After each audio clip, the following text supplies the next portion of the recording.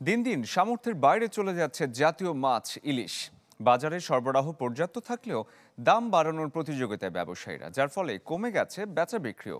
এদিকে স্বস্তি নেই ডিম, মুরগি কিংবা সবজির বাজারেও।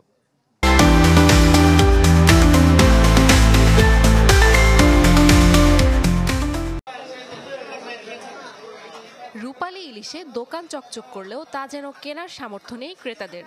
তাই তো একরকম অলস সময় কাটছে বিক্রেতাদের। ফলে বেলা গড়ালেও অনেকেই খুলতে পারেননি বিকিকিনির খাতা।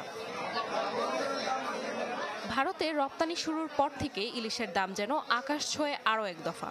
ফলে শনিবার 1 কেজির ওপরে ওজনের মাছ কিনতে গুনতে হচ্ছে 2000 টাকার উপরে। অথচ ভারতে তা রপ্তানি হয়েছে মাত্র 1180 টাকা কেজিতে। তাই দাম বৃদ্ধির কারণ হিসেবে সিন্ডিকেটের কারসাজিকে দুষছেন বিক্রেতারা।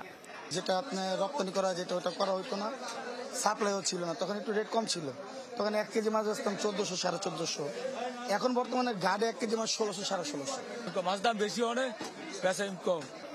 বেঁধে দেওয়ার পরও প্রতিনিয়ত নানা অজুহাতে বাড়ছে ডিম ও মুরগির দাম। ব্রয়লারের কেজি উঠেছে 200 টাকার ঘরে। প্রতি ডজন ডিমের জন্য গুনতে হচ্ছে 160 টাকা।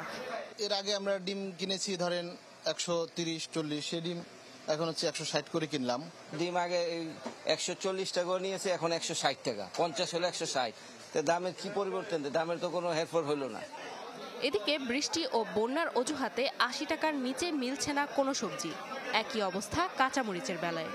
পেঁপে শুধু 30 টাকা কেজি, আর সবগুলোর দাম বেশি।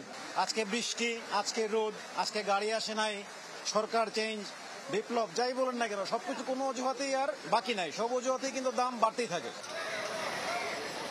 সপ্তাহের ব্যবধানে আদা রসুনের দামও চড়েছে কিছুটা। Desk report, channel 24।